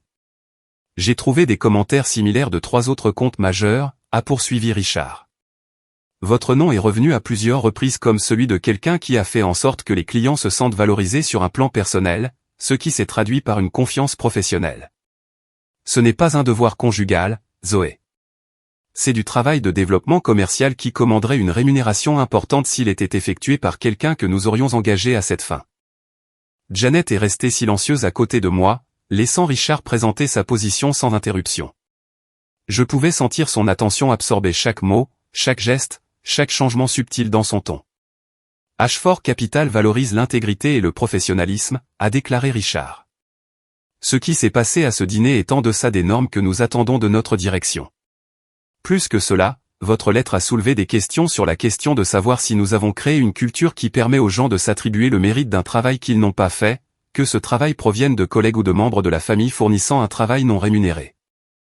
Il a sorti un dossier et l'a ouvert sur la table entre nous. À l'intérieur se trouvaient plusieurs documents qu'il a tournés pour que Janet et moi puissions les lire. Nous aimerions proposer une solution qui réponde à vos préoccupations tout en maintenant la discrétion pour toutes les personnes impliquées. Cela vous inclut, Zoé. Nous comprenons qu'il s'agit d'une affaire familiale privée qui est malheureusement devenue publique et nous voulons respecter votre vie privée à l'avenir. Janet s'est légèrement penchée en avant, son attention professionnelle pleinement engagée. Que proposez-vous ? Richard nous a guidés à travers les documents de manière méthodique. Le premier était un accord de règlement qui décrivait une compensation financière en 2 parties. La première partie représentait une division équitable des biens matrimoniaux que William avait tenté de restructurer à son seul nom. La deuxième partie était intitulée « Compensation pour services de conseil en développement commercial » et représentait le paiement pour le travail de relation client que j'avais effectué au cours des 5 dernières années, calculé au taux que l'entreprise aurait payé à un consultant externe pour des services équivalents. Le montant total m'a coupé le souffle. C'était plus que ce que j'avais gagné au cours des 3 dernières années à mon poste d'organisatrice d'événements avant de me retirer de ma carrière. Le deuxième document était une lettre officielle d'Ashford Capital sur papier à en tête de l'entreprise.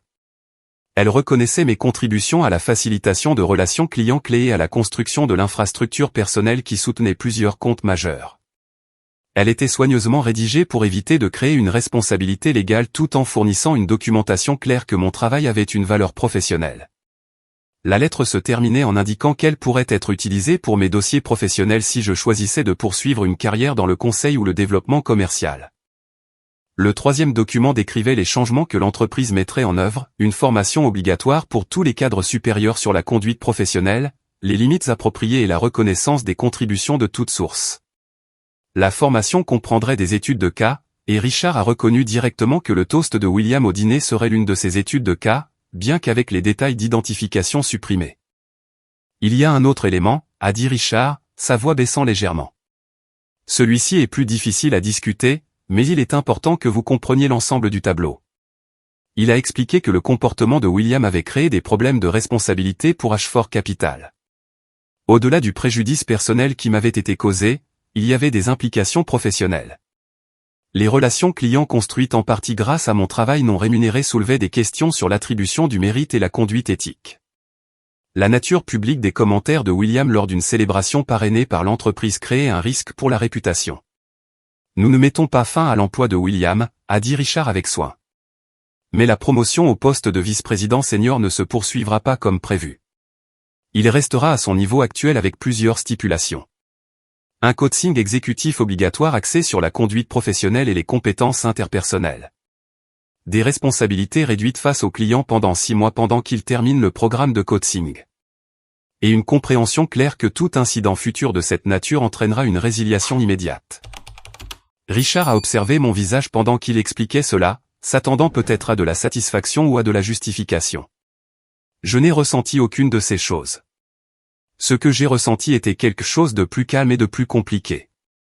La reconnaissance que les conséquences avaient un poids, que les actions comptaient, que les institutions, lorsqu'on leur présentait une documentation claire du préjudice, réagissaient parfois réellement. William est-il au courant de ces termes, a demandé Janet. Il en a été informé. Il n'en est pas heureux, mais il comprend que l'alternative était la résiliation. Il a signé la reconnaissance ce matin. Janet m'a regardé, une question silencieuse dans ses yeux. Je savais ce qu'elle demandait. Était-ce suffisant? Cela représentait-il la reconnaissance et la responsabilité que j'avais demandé? J'ai pensé à la femme que j'étais à ce dîner, assise dans sa robe soigneusement choisie, les mains jointes, pendant que son mari réduisait 15 ans de partenariat à la chute d'une blague. J'ai pensé à la documentation que j'avais passé 2 semaines à rassembler, la preuve que j'avais comptée même quand tout le monde agissait comme si ce n'était pas le cas. J'ai pensé à l'email de Rebecca et à la réalisation que mon refus d'accepter l'effacement avait donné à d'autres femmes le courage d'examiner leur propre situation. Je veux un ajout, ai-je dit, m'adressant directement à Richard pour la première fois depuis qu'il avait exposé la proposition. La formation que vous mettez en place pour les cadres. Je veux être impliqué dans son développement. Pas publiquement, pas d'une manière qui m'identifie, mais je veux apporter ma contribution à ce qui est enseigné sur la reconnaissance du travail invisible et l'attribution du mérite là où il est dû. Richard a semblé surpris, mais a hoché lentement la tête. Cela peut être arrangé. Votre perspective serait en fait précieuse pour rendre la formation plus efficace.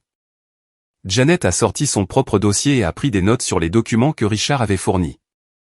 Nous devrons tout examiner en détail avant que ma cliente ne signe quoi que ce soit.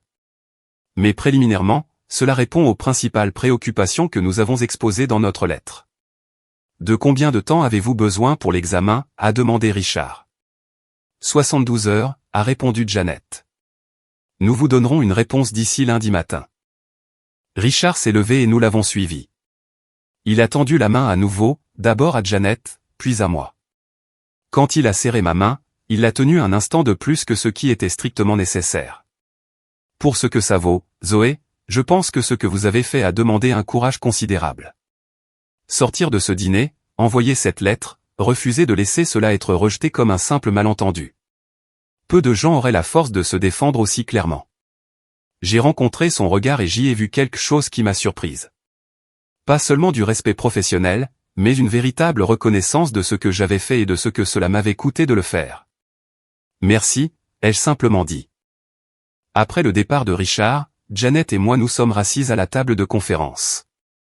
Elle a sorti sa tablette et a commencé à prendre des notes détaillées pendant que la conversation était encore fraîche. Cela s'est mieux passé que prévu, a-t-elle dit sans lever les yeux de son clavier. Nettement mieux. Ils prennent cela au sérieux parce qu'ils sont réellement inquiets des implications juridiques et de réputation. Le règlement est-il juste, ai-je demandé. Elle a levé les yeux vers moi, son expression sérieuse. C'est plus que juste. C'est une validation.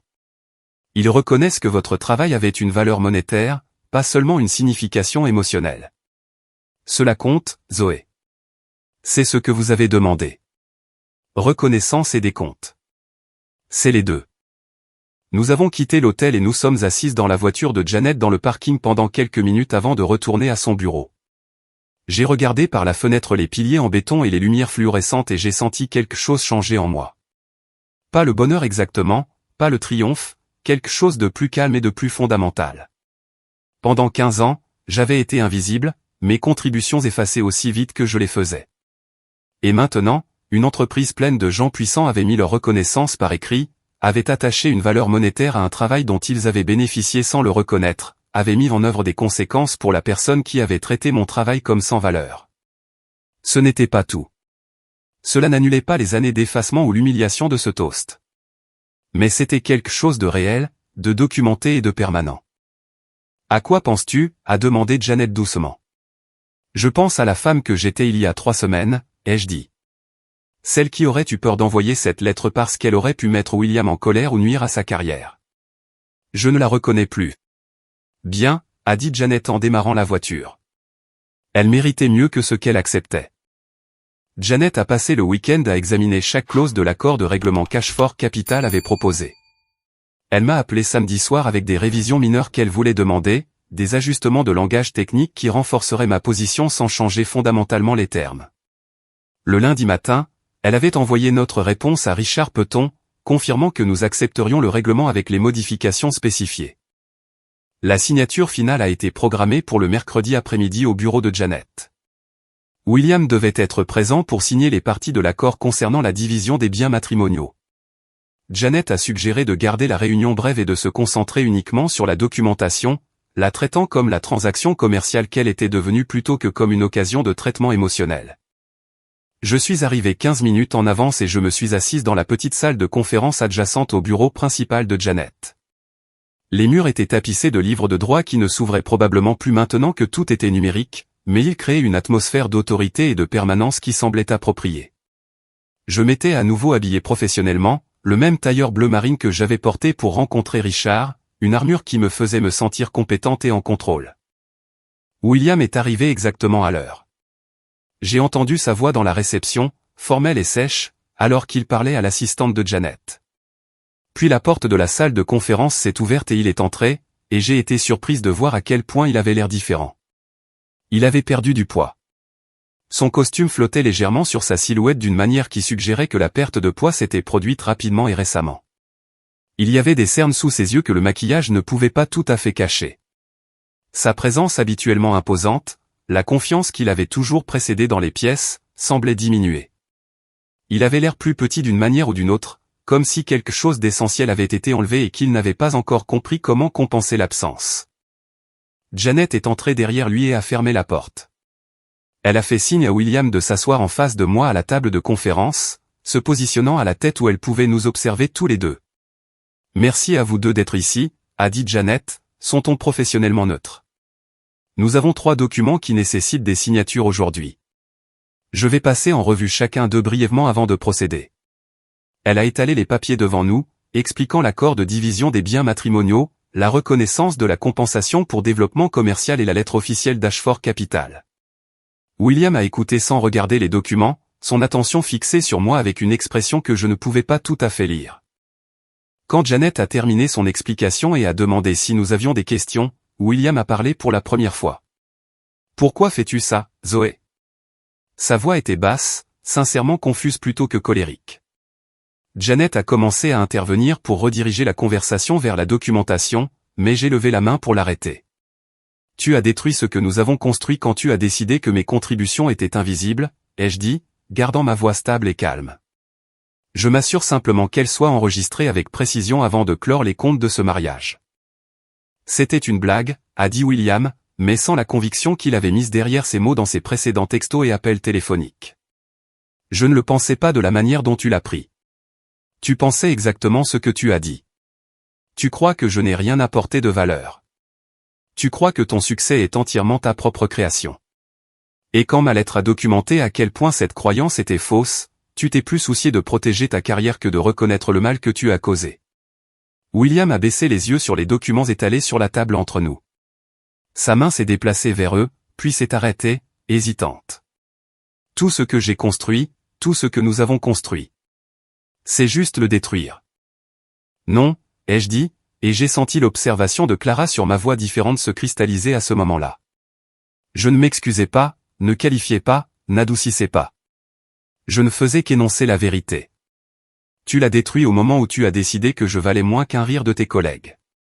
Je m'assure juste que la destruction soit correctement documentée. Pour la première fois, j'ai vu une véritable compréhension traverser le visage de William. Pas l'acceptation, pas l'accord, mais la reconnaissance que je ne reviendrai pas, qu'aucune excuse ou négociation ne restaurerait ce qu'il avait négligemment démoli avec ce toast. Sa main a légèrement tremblé alors qu'il prenait le stylo que Janet lui offrait. Il a signé chaque document avec des mouvements qui semblaient mécaniques, sa signature moins fluide que d'habitude. Quand il a terminé, il a posé le stylo et m'a regardé une dernière fois. « Je ne savais pas » a-t-il dit doucement. « Je ne savais pas que tu faisais tout ça. Je pensais que tu gérais juste la maison. Je ne réalisais pas que c'était du travail. » L'aveu a flotté dans l'air entre nous. Une partie de moi voulait lui demander comment il avait pu être si aveugle. Comment 15 ans de partenariat avaient pu le laisser si complètement ignorant de ce que j'avais apporté. Mais j'ai réalisé que la question n'avait plus d'importance. Son ignorance n'était pas mon problème à résoudre. « Maintenant tu sais », ai-je simplement dit. Janet a raccompagné William à la porte après qu'il ait signé le dernier document. Je les ai entendus parler brièvement dans la réception. La voix de Janet, professionnelle et ferme, alors qu'elle décrivait les prochaines étapes pour le transfert des actifs et la finalisation des papiers. Puis la porte s'est fermée et il était parti. Janet est revenue dans la salle de conférence et s'est assise en face de moi. « Comment te sens-tu » ? « Plus légère », ai-je dit, me surprenant par l'exactitude du mot. Comme si je venais de poser quelque chose de très lourd que je portais depuis longtemps. 2 jours plus tard, j'ai rencontré Rebecca pour un café dans un petit magasin près de son bureau. Elle avait suggéré de se rencontrer pendant son heure de déjeuner, se ménageant du temps dans un emploi du temps qu'elle admettait être trop chargé pour être durable. Quand elle est arrivée, elle avait l'air soignée et professionnelle d'une manière que je reconnaissais de mes propres années à jouer la compétence tout en me sentant invisible en dessous. Nous avons commandé des boissons et trouvé une table près de la fenêtre. Pendant les premières minutes, la conversation était maladroite, toutes deux incertaines de la manière de commencer. Puis Rebecca a posé son café et a parlé avec une soudaine franchise. Mon mari m'a dit hier soir que je devrais être reconnaissante qu'il tolère ma carrière. Ce sont ses mots exacts. Tolère comme si mon travail était un passe-temps ennuyeux qu'il doit supporter plutôt que la chose qui paie la moitié de nos factures. Les mots ont alors jailli d'elle, des histoires qui reflétaient les miennes avec des détails différents mais le même schéma sous-jacent. Son mari s'attribuant le mérite des idées qu'elle apportait lors de leur conversation sur son entreprise. Faisant des commentaires dédaigneux sur son salaire qui serait inutile puisqu'il gagnait plus. Suggérant que son stress professionnel était auto-infligé car elle pourrait simplement démissionner si le travail était trop exigeant. Traitant ses accomplissements professionnels comme des menaces pour son identité plutôt que comme des célébrations qu'il pourrait partager. Te voir sortir de ce dîner m'a donné le premier véritable espoir que j'ai ressenti depuis des années, a dit Rebecca. Pas l'espoir que les choses s'amélioreraient comme par magie, mais l'espoir que je pouvais réellement faire quelque chose, que je n'avais pas à accepter d'être diminué. Nous avons parlé pendant 2 heures, bien après qu'elle ait dû retourner au travail. Je me suis retrouvé à partager non seulement ce qui s'était passé, mais aussi ce que j'avais appris sur la documentation, les limites et la reconnaissance de sa propre valeur. Je lui ai donné les coordonnées de Janet et lui ai parlé du processus de construction de preuves qui ne pouvait être ni rejeté ni expliqué. À la fin de la conversation, Rebecca avait fait des listes sur son téléphone des contributions qu'elle avait apportées à l'entreprise de son mari, des comptes financiers qu'elle devait examiner, des conversations qu'elle devait documenter. Elle avait l'air différente en partant, comme si quelque chose avait changé dans sa façon de se tenir. « Merci », a-t-elle dit avant de retourner à son bureau, de m'avoir montré à quoi ressemble le refus de l'effacement. Ce week-end-là, j'ai dîné dans l'appartement de Clara. Elle avait fait des pâtes avec trop d'ail comme nous l'aimions toutes les deux et ouvert une bouteille de vin qui était probablement trop chère pour un samedi soir décontracté, mais qui semblait approprié pour ce que nous célébrions. Au milieu du dîner, Clara a posé sa fourchette et m'a regardé avec une expression d'observation attentive. « Tu parles différemment maintenant », a-t-elle dit. Ta voix porte une confiance qui n'était pas là avant. Tu ne t'excuses pas avant de faire des déclarations. Tu ne qualifies pas tout avec peut-être ou je pense ou si cela a du sens. Tu dis simplement ce que tu penses. J'ai réfléchi à cela, reconnaissant la vérité dans son observation. Quelque part dans le processus de lutte pour la reconnaissance, j'avais cessé de chercher la permission de prendre de la place. Le changement avait été si progressif que je ne l'avais pas remarqué avant que Clara ne le nomme. Tu as aussi arrêté de vérifier constamment ton téléphone, a poursuivi Clara. Quand nous sommes ensemble maintenant, tu es vraiment là. Avant, une partie de toi était toujours ailleurs, anticipant les besoins de William, attendant son approbation ou gérant une crise invisible que seul toi pouvais voir. Elle avait raison. L'hypervigilance qui avait défini mon mariage s'était évaporée si complètement que je n'avais même pas enregistré son absence. Je ne sursautais plus lorsque les notifications arrivaient. Je ne vivais plus dans l'anticipation des exigences, des humeurs ou des demandes de quelqu'un d'autre. Clara a levé son verre de vin. À la femme que tu deviens. Elle est assez remarquable. J'ai levé mon verre pour rencontrer le sien, sentant l'émotion me serrer la gorge. À la famille qui te voit même quand tu disparais.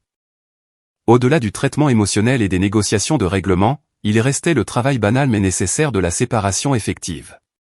J'ai trouvé un appartement d'une chambre dans un quartier de l'autre côté de la ville que j'avais toujours aimé mais où je n'avais jamais vécu parce que William préférait les zones plus proches de son bureau.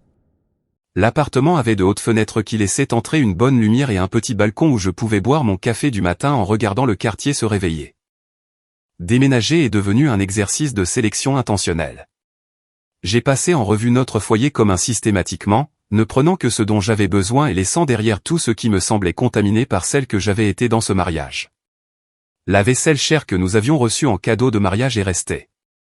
Les œuvres d'art que William avait choisies pour les murs sont restées. Les meubles qui avaient été arrangés pour accommoder ses préférences sont restés. J'ai pris le couvre-lit de ma grand-mère, mes livres, ma cafetière et les quelques objets qui me semblaient vraiment à moi plutôt qu'à nous. L'appartement semblait dépouillé quand j'ai fini d'emménager, presque vide. Mais le vide me semblait propre plutôt que manquant. C'était un espace qui attendait d'être rempli de choix que j'ai fait pour moi-même. J'ai ouvert un nouveau compte bancaire à mon seul nom, établissant une infrastructure financière complètement séparée de tout ce à quoi William avait accès aux connaissances. J'ai demandé une carte de crédit qui construirait un historique de crédit indépendant de nos comptes communs. J'ai changé mon adresse postale, mis en place les services publics et créé des systèmes pour gérer ma vie qui ne nécessitaient l'avis ou l'approbation de personne d'autre que la mienne. Chaque tâche pratique me semblait être une réclamation, comme construire les fondations d'une vie où j'étais l'architecte plutôt que la structure de soutien pour la vision de quelqu'un d'autre. Le travail était fastidieux, paperasse, appels téléphoniques et petites décisions sur les fournisseurs d'accès Internet et l'assurance locataire. Mais il était satisfaisant d'une manière qui m'a surprise. C'était la preuve concrète que je construisais quelque chose de nouveau plutôt que de simplement fuir quelque chose de douloureux. Le premier soir dans l'appartement, je me suis assise par terre avec de la nourriture chinoise à emporter car je n'avais pas encore acheté de meubles pour le salon et j'ai ressenti quelque chose proche de la paix. L'espace était à moi. Les choix étaient à moi. L'avenir, quelle que soit la forme qu'il prendrait, serait construit par moi. L'appartement était différent 6 mois plus tard. Ce qui avait commencé comme dépouillé et presque vide s'était progressivement rempli de choix intentionnels. Une table à manger que j'ai achetée à un artisan local qui fabriquait des meubles à la main. Des étagères assemblées un samedi après-midi pendant que Clara fournissait des commentaires et du vin. Des œuvres d'art d'un vernissage auquel Rebecca m'avait invité, des pièces qui me parlaient plutôt que de correspondre à une esthétique prédéterminée que William aurait approuvée. Je me tenais à cette table de salle à manger un mardi matin, mon ordinateur portable ouvert sur des documents de planification d'entreprise que j'avais affinés pendant des semaines. Hamilton Strategic Partners. Le nom sonnait juste. Mon nom, mon travail, mon identité séparée de l'ombre de quiconque. Le cabinet de conseil que je construisais se concentrait sur quelque chose pour lequel j'avais découvert que j'étais vraiment doué, aider les cadres à développer les compétences en gestion stratégique des relations qui séparaient les bonnes carrières des carrières exceptionnelles. Mes 3 premiers clients étaient venus par des recommandations d'anciens collègues de William, des personnes qui avaient été témoins de ma contribution et voulaient un soutien similaire pour leur propre trajectoire professionnelle. L'ironie ne m'a pas échappé. Les compétences que j'avais minimisées comme étant simplement de soutien pendant 15 ans se traduisaient directement par une expertise professionnelle commercialisable que les gens étaient prêts à payer des honoraires substantiels pour y accéder. Je comprenais la psychologie des clients d'une manière qui allait au-delà du réseautage superficiel. Je pouvais lire une pièce et identifier quelles relations avaient besoin d'être entretenues, quels partenariats avaient un potentiel inexploité, quelles connexions étaient transactionnelles et lesquelles pouvaient devenir véritablement collaboratives. Je savais comment construire des relations authentiques qui servaient des objectifs commerciaux sans paraître manipulatrices ou performatives. Je pouvais fournir des conseils stratégiques qui tenaient compte à la fois des objectifs professionnels et de la complexité humaine. Le travail me satisfaisait d'une manière que je n'avais pas anticipée. La reconnaissance était explicite plutôt qu'implicite. La compensation était juste plutôt qu'invisible. Le mérite du succès m'appartenait sans ambiguïté. Lorsque les clients me remerciaient de les avoir aidés à naviguer dans des relations professionnelles difficiles ou à conclure des partenariats importants, ils me remerciaient directement. Mon nom apparaissait sur les factures, les contrats et les remerciements. Je construisais quelque chose qui ne pouvait être ni effacé ni attribué au génie de quelqu'un d'autre. L'idée de l'atelier a émergé d'une conversation avec Rebecca autour d'un café. Elle avait mentionné que son entreprise cherchait quelqu'un pour animer une session sur les dynamiques de partenariat professionnel et se demandait si je serais intéressé.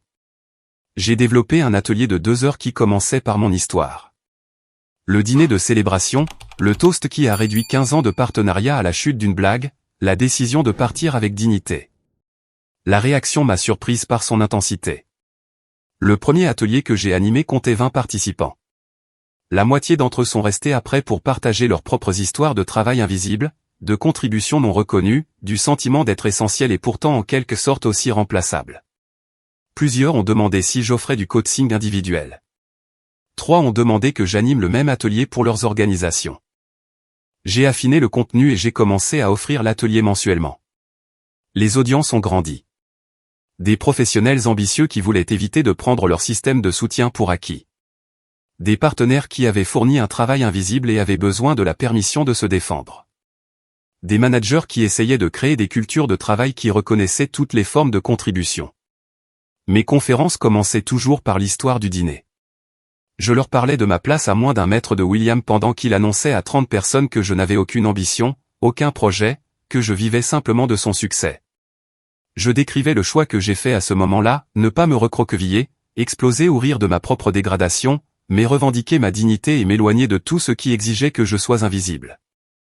Les gens ont répondu à l'honnêteté. Après chaque atelier, les participants faisaient la queue pour me parler. Ils partageaient leurs expériences. Ils demandaient des conseils sur la documentation, les limites et la reconnaissance de leurs propres valeurs. Ils exprimaient leur gratitude pour la validation de sentiments qu'ils pensaient déraisonnables ou égoïstes. Une femme dans la quarantaine m'a dit qu'elle corrigeait les articles universitaires de son mari depuis 20 ans alors qu'il publiait sous son seul nom. Un homme dans la trentaine a décrit la gestion de toute l'infrastructure sociale pour le cabinet médical de sa femme alors qu'elle disait à ses collègues qu'elle était trop occupée pour le réseautage personnel. Une jeune femme a expliqué comment son partenaire s'attribuait le mérite des idées commerciales qu'elle apportait lors de leur conversation du soir. Je me suis rendu compte que ma vengeance n'avait jamais consisté à détruire William. Il s'agissait de reprendre le contrôle du récit, de s'assurer que l'histoire de notre mariage incluait un décompte précis de qui avait construit quoi. Il s'agissait de refuser de laisser mes contributions être effacées de l'histoire simplement parce qu'elles se produisaient en coulisses. 10 mois après le dîner, j'ai reçu un email des organisateurs du sommet du leadership féminin, une conférence régionale qui attirait plusieurs centaines de participants chaque année. Ils avaient entendu parler de mes ateliers et voulaient savoir si je serais intéressé par la présentation du discours d'ouverture sur la navigation des partenariats professionnels et le maintien de l'identité dans les rôles de soutien. J'ai accepté avant de me laisser envahir par la peur qui accompagnait l'invitation. Ce n'était pas un petit atelier avec 20 personnes. C'était une scène avec un éclairage professionnel et des centaines de femmes qui s'attendraient à de la substance, de la perspicacité et de la clarté. Je me suis préparé pendant des semaines, affinant mon discours jusqu'à ce que chaque mot me semble délibéré et mérité. La nuit précédant la conférence, j'ai à peine dormi, repassant le discours dans ma tête et me demandant si j'avais l'autorité pour me tenir sur cette scène et parler de ces sujets. Le matin du discours d'ouverture, je me tenais en coulisses en écoutant ma présentation. L'organisatrice de la conférence a énuméré mes qualifications, fondatrice de Hamilton Strategic Partners, consultante pour des cadres de grandes entreprises, spécialiste de la gestion stratégique des relations et de la reconnaissance du travail invisible. Les mots semblaient étrangers, comme si elle décrivait quelqu'un d'autre, mais ils me décrivaient. C'était celle que j'étais devenue. Je suis monté sur cette scène et les lumières étaient si vives que je ne pouvais voir clairement que les premiers rangs. Des centaines de visages levaient vers moi avec attente et attention. J'ai pris une profonde inspiration et j'ai commencé à parler. Je leur ai parlé du dîner, du toast, de la décision de partir. J'ai expliqué ce que j'avais appris sur les limites, la documentation et la simple affirmation que je ne participerais plus à mon propre effacement. J'ai parlé de la découverte que le fait d'être un soutien n'exigeait jamais d'être invisible, que le partenariat signifiait une reconnaissance mutuelle plutôt que le sacrifice d'une personne permettant la gloire d'une autre. Les applaudissements qui ont suivi étaient différents des retours d'atelier. Ils étaient plus forts, plus soutenus, portant un poids qui m'a serré la poitrine d'une émotion que je n'avais pas prévue. Quand le son s'est finalement estompé et que les femmes ont commencé à faire la queue pour me parler, j'ai compris quelque chose de fondamental. Mon choix de quitter ce dîner avait eu des effets d'entraînement que je n'aurais pas pu prédire. D'autres femmes observaient. Elles prenaient des notes sur ce à quoi ressemblait la dignité. Elles trouvaient le courage d'examiner leur propre situation et de se défendre. Une femme aux cheveux gris et aux yeux bienveillants m'a dit qu'elle soutenait la carrière politique de son mari depuis 30 ans alors qu'il la présentait lors d'événements comme « Juste ma femme ». Elle allait commencer à documenter ses contributions demain. Une jeune femme a expliqué qu'elle était sur le point d'accepter une demande en mariage de quelqu'un qui rejetait régulièrement ses ambitions de carrière. Après avoir entendu mon discours, elle a réalisé qu'elle devait avoir des conversations difficiles avant de prendre cet engagement. Une cadre dans la cinquantaine a dit qu'elle avait minimisé les contributions de son assistante exactement de la manière que j'avais décrite. Elle allait changer la façon dont elle reconnaissait le travail qui rendait son propre travail possible. Ce soir-là, de retour dans mon appartement, je me suis assise à ma table de salle à manger en consultant le calendrier sur mon ordinateur portable. Il était rempli de rendez-vous de consultation, de réservations d'ateliers, d'invitations à des conférences. Un travail que j'avais choisi, une rémunération que j'avais négociée, une reconnaissance que j'avais méritée par mes propres moyens. Sur le mur en face de mon bureau était accrochée une photographie encadrée de la conférence. J'étais en plein discours, prise dans un moment où je faisais un geste pour souligner un point, avec des centaines de visages attentifs visibles dans le public. Sous la photo, j'avais écrit une seule ligne d'une encre noire nette, « Je suis parti, j'ai construit mieux ». Rien dans ma nouvelle vie n'était fragile ou incertain. Ni mes revenus, qui provenaient de clients qui appréciaient mon expertise et payaient des tarifs justes pour cela. Ni ma réputation, qui était construite sur un travail que je pouvais documenter et revendiquer sans réserve. Ni mon estime de moi, qui ne dépendait plus de la reconnaissance ou de l'approbation de quelqu'un d'autre. William avait pensé que ce toast ferait rire à mes dépens. Ce qu'il a réellement fait, c'est me donner une clarté parfaite sur qui je m'étais autorisé à devenir et qui j'étais capable d'être à la place. L'humiliation qui était censée me mettre à ma place m'avait plutôt montré que je méritais une place entièrement différente. La vengeance qui comptait le plus n'était pas sa souffrance, mais mon épanouissement. Pas la destruction, mais la construction. Pas l'amertume, mais la satisfaction nette de savoir que j'avais récupéré chaque parcelle de moi-même qu'il avait essayé de diminuer. J'ai pensé à la femme que j'étais à ce dîner, portant sa robe bleu marine soigneusement choisie et les mains jointes, attendant de voir si elle s'effondrerait ou exploserait sous le poids de l'humiliation publique. J'aurais aimé pouvoir lui dire ce que je savais maintenant. Que partir n'était que le début. Que la dignité ne consistait pas à faire preuve de grâce sous la pression, mais à refuser d'accepter une pression conçue pour vous rendre petite. Que la dernière blague avait été la sienne, mais que chaque réussite ultérieure serait entièrement la sienne. Mon téléphone a vibré avec un texto de Rebecca. Elle venait de dire à son mari qu'elle lançait son propre cabinet de conseil et ne fournirait plus de soutien non rémunéré pour son entreprise.